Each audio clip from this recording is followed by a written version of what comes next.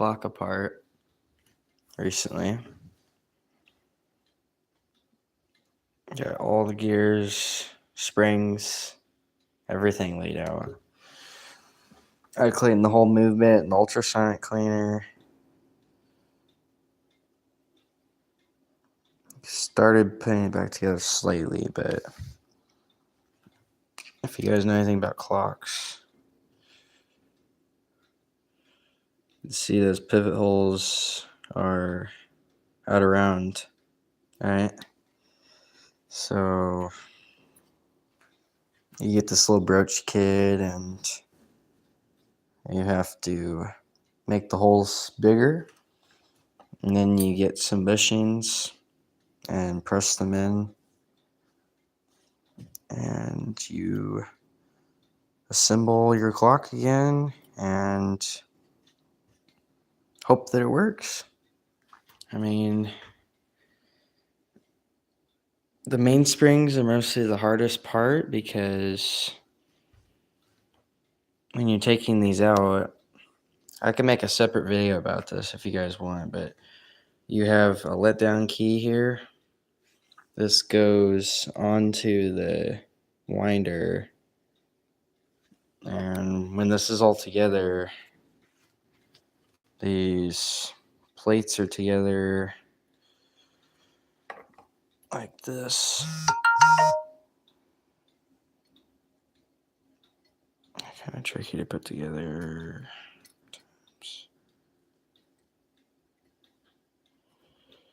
But basically, these go together.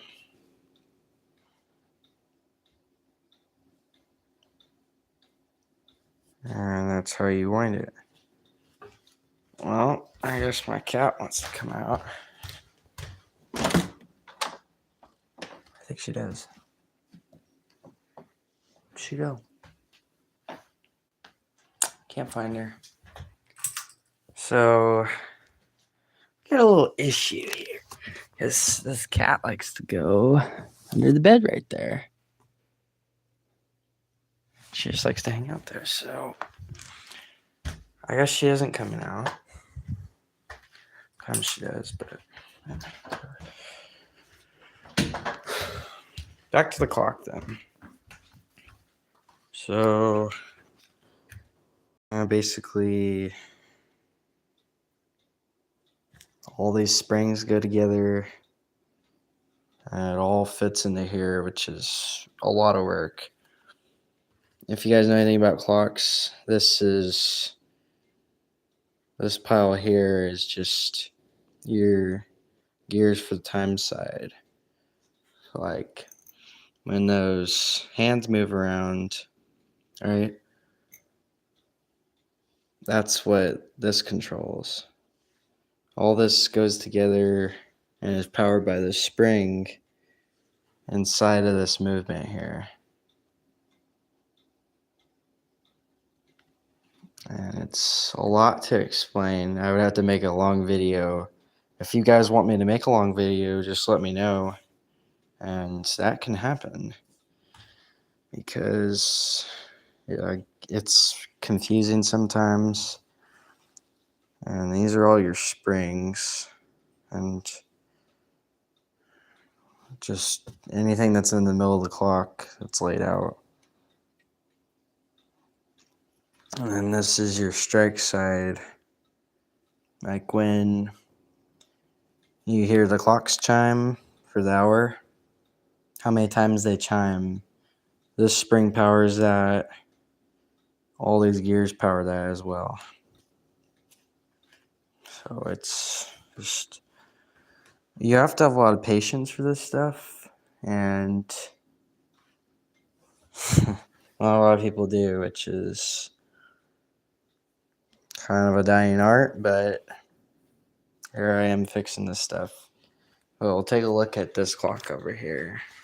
I just got this a couple months ago. It's an AMS clock. It's made in Germany. It's actually a really stout clock. You put a screw in the wall, hang it up, and it's got weight driven. It's a weight driven movement. So basically these weights go down as the clock runs more, and they go up once you wind it. And it's pendulum driven as well, with an adjustable pendulum on the end there, if you can see that, to make it go slower or faster. But it's kind of like a grandfather clock without the case. That's how I see it. But I want to get more. I want to get another clock somewhere and get more interested in clocks lately. This is more this clock. This is what the hands go on. This end right here. These gears go together with this one. And it all intertwines at the center here. So the strike side over here also intertwines with the time side at the center here. And you've got,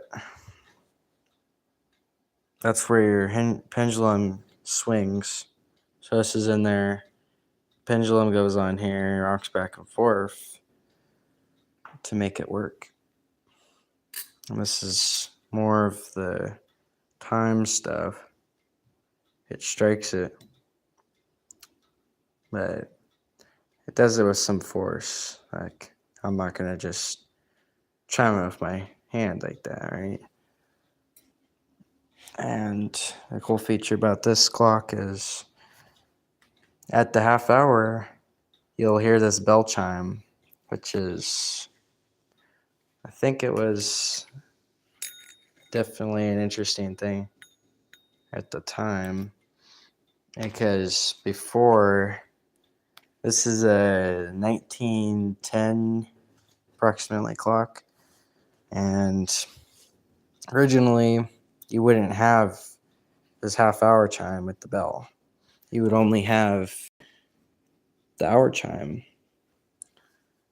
So it's kind of a good differentiation about the half hour and the hour, which is similar to this clock.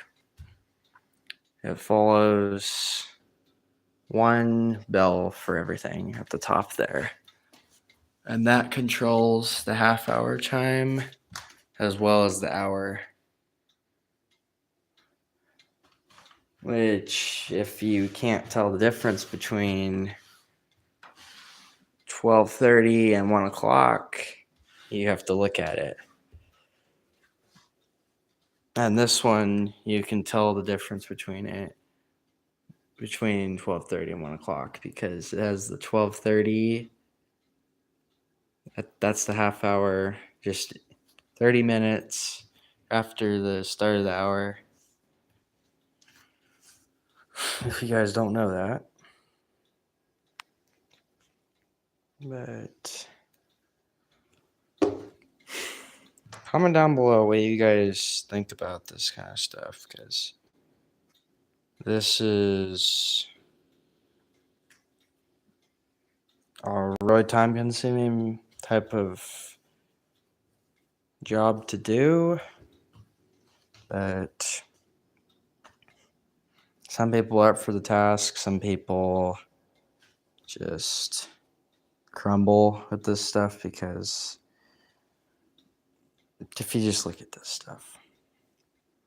So what I recommend when you work on these is take pictures of everything when you're taking it apart step by step, because most of the time there is not very adequate videos out there to put this kind of stuff back together how it used to be.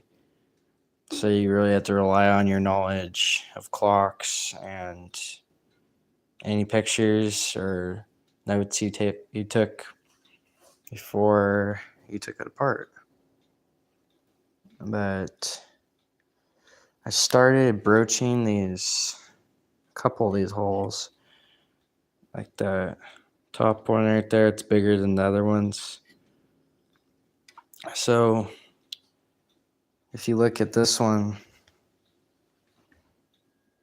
I forget where it's at. It's that top one right there. See if I can get to focus. It's kind of out around if you can see that. So it's not like you can just press these out with your regular tools. You have to get the broaches. If you guys don't know what a broach is, this is what it is. It's got 4 edges to it. And you stick it in one of these holes and twist it around until you get your bushing, the old bushing, taken out. It's a long process and takes a lot of patience. You have to rotate this back and forth until it goes through the end of this broach over here at the end where my finger is. But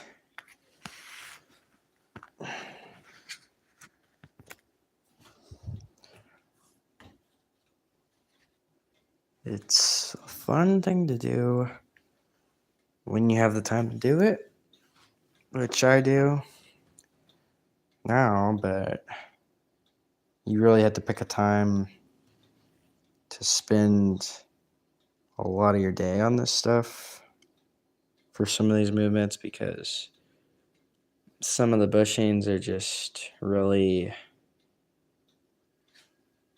wallered out and cockeyed and everything. You just can't have these gears working on those, because what's happening in here when this gear's in the pivot hole, this is rotating around. This is just an example, but when this is rotating, if it's moving around like all that slop there, that one's actually not that bad, but there's worse ones I've had. Let's look at this top one, probably. This one right here. That is too much play. This one here, it's the wrong size. This is the right one, I believe.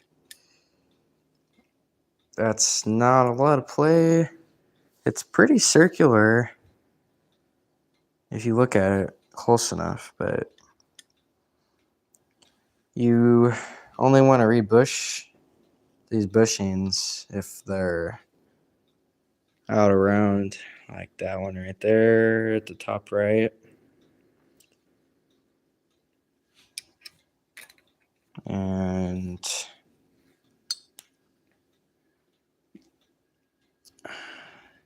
this one's not actually terrible. I thought there was going to be a lot more. This is a super old clock. It's like 160 something years old. So, I mean, it's still one piece. The wood is still in decent shape. The face is not worn like you see on some of them. And most importantly, the gears are not worn. It takes a lot of force to wear gears down like that, and they just don't really wear down. All these are still really good teeth. Like, they're not even worn down at all. And all the, I don't know what you want to call these. We'll call them shafts. It's kind of like an axle. Because if you think about it, steel is harder than brass, and it doesn't degrade as quickly when it makes contact with brass. So that's why you have steel axles and you have brass bushings.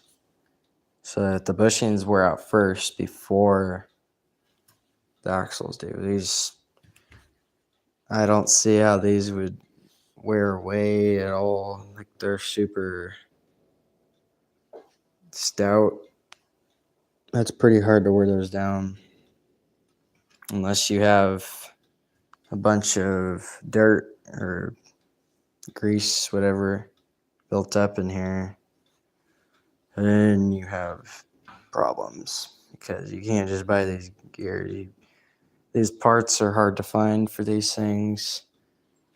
You can get the bushings from, I think I got these from Amazon.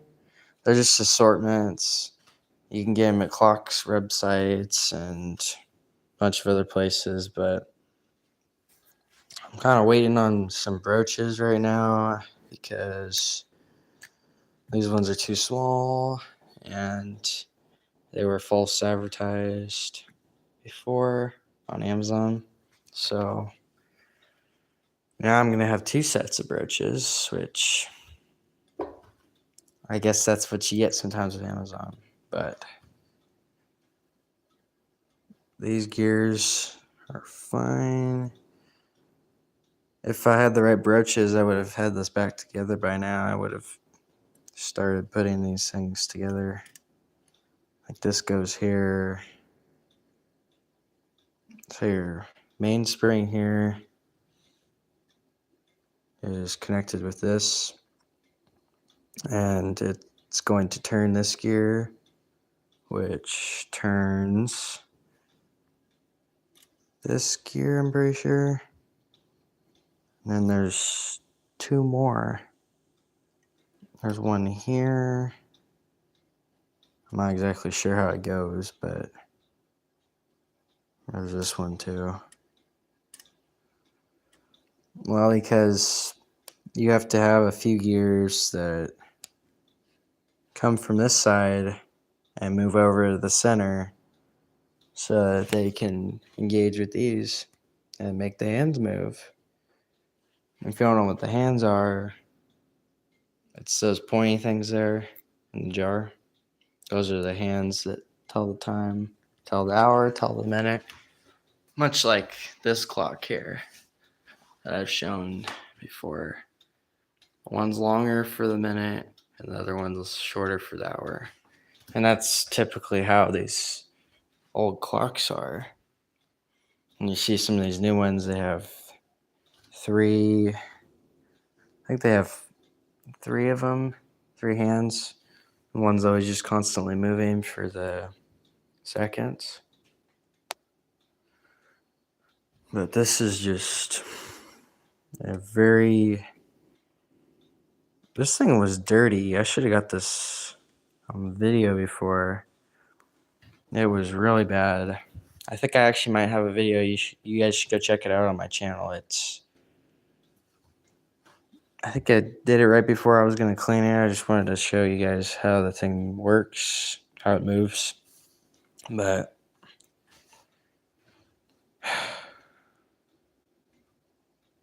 that's just a lot to take in. What do you guys think about this stuff?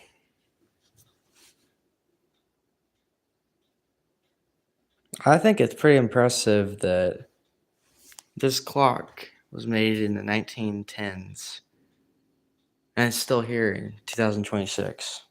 Isn't that crazy? This is a real work of art. I can't imagine what it's like for the inventor of these clocks. Like, how did they come up with this stuff, right?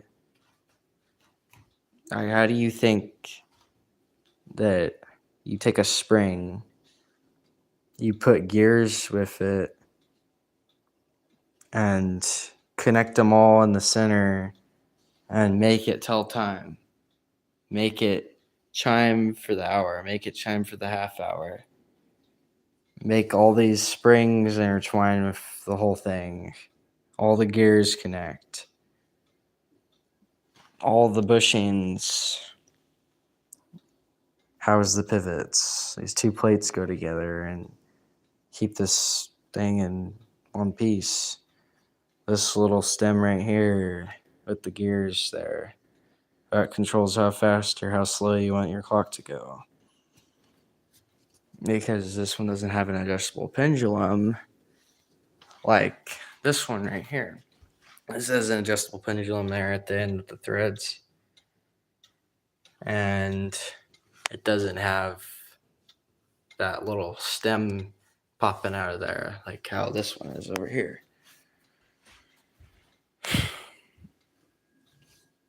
So I think the brooch set comes next week. So hopefully I can have some time to get you guys some video of me doing all this. I really appreciate it if you guys watch that video too. I'm pretty sure I'm gonna make a video on this stuff, putting this together and broaching, because I see a lot of YouTube videos that are outdated or they don't explain as well. I'm not saying that they're terrible, but I just kind of want to explain this stuff a little more and shine more light over to it, because a lot of people don't really consider how much value these clocks have. Like, if you have a battery powered clock, any kind of wall, anything that plugs into the wall or has power, it's just a clock, right? It's got a digital screen, or it's battery powered and has hands, but this thing is pendulum powered with that little pendulum right there that hangs on this. So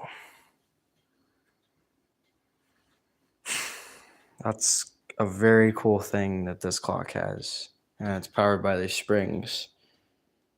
You don't see a lot of clocks in the modern times that are powered by springs or pendulum powered, similar to this one, or weight driven. I also see that in grandfather clocks, but got springs here. They're still really powerful springs from 160 something years ago. That's just approximate, because I don't actually know what year this clock was really set out for production. I know it was my great grandfather's clock, and now my dad ended up with it, and then I'm working on it. So there's not a lot of history on this clock, but I'm really glad that it's still in one piece in 2026 here.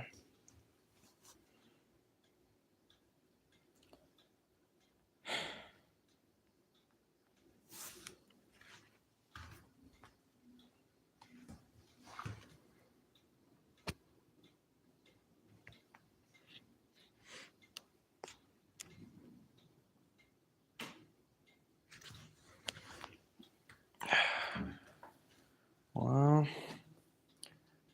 let me know what you guys think about this stuff. Please let me know in the comments, because if you guys enjoy this content, let me know, and I can make a bunch of videos on this stuff if you guys want, because it's fun to do, in my opinion. I don't know why people nowadays don't have the desire to work on this stuff. Like, what is so special? What's something that someone really has to do than working on clocks like this? Well, you guys want to play a game and not work on clocks? I think clocks are a lot more valuable than playing games on a computer because you're actually getting knowledge on how all this stuff works. So I'm probably going to end this one here pretty soon, guys. I really appreciate it that you guys are watching and all the support. I'll see you on the next one.